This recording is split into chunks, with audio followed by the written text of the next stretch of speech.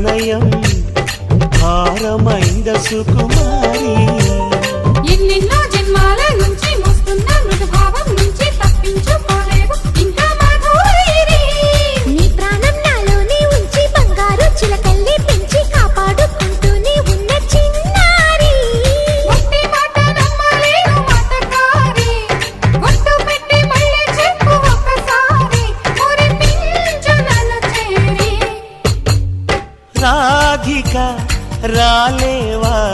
వంశీనాదాలి నడిపించే పాదాలి